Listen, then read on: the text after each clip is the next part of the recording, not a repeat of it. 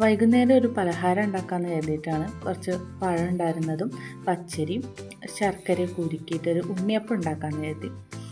മക്കൾ സ്കൂളിൽ വരുമ്പോൾ കൊടുക്കുകയും ചെയ്യാം. അപ്പോൾ അതിന് വേണ്ടിയിട്ട് ഒരു ഗ്ലാസ് പച്ചരിക്ക് ഒരു 3-4 പഴവും 2 ഏലക്ക എടുത്ത് ശർക്കര ഉരുക്കിയതും കൂടി ചേർത്തിട്ട് നന്നായിട്ട് മിക്സിയിൽ അടിച്ചെടുക്കുക. മധുരം വേണമെങ്കിൽ വീണ്ടും ശർക്കര ചേർക്കാം. തേങ്ങാക്കൊത്ത് നെയ്യിൽ വറുത്തിടുന്നതാണ് നല്ല. എൻ്റെ കയ്യിൽ നെയ്യില്ല, അതുകൊണ്ട് ഞാൻ അങ്ങനെ തന്നെ കൊത്തി അരിഞ്ഞിട്ടുമായിരുന്നു തേങ്ങ ചെയ്തത്. അപ്പോൾ അതുകൂടി ചേർത്തിട്ട് നന്നായിട്ട് ഇളക്കിയിട്ട് ഒരു 10 മിനിറ്റ് 15 മിനിറ്റ് റെസ്റ്റ് ചെയ്യാൻ വയ്ക്കാം. എൻ്റെ മക്കൾക്കൊക്കെ ഭയങ്കര ഇഷ്ടമുള്ളൊരു പലഹാരമാണ് ഉണ്ണിയപ്പം. അപ്പോൾ വീട്ടിലെല്ലാവർക്കും ഇഷ്ടമാണ്. അപ്പോൾ അതുകൊണ്ടാണ് ഇടയ്ക്ക് ഉണ്ടാക്കാറുണ്ട്. അപ്പോൾ എല്ലാവരും ഉണ്ടാക്കി നോക്കുക. ഇനി നമുക്ക് ഉണ്ണിയപ്പ ചട്ടിയിലേക്ക് വെളിച്ചെണ്ണ ഒഴിച്ചിട്ട്, നല്ല വെളിച്ചെണ്ണ കേട്ടോ, ആട്ടിയ വെളിച്ചെണ്ണയാണ്.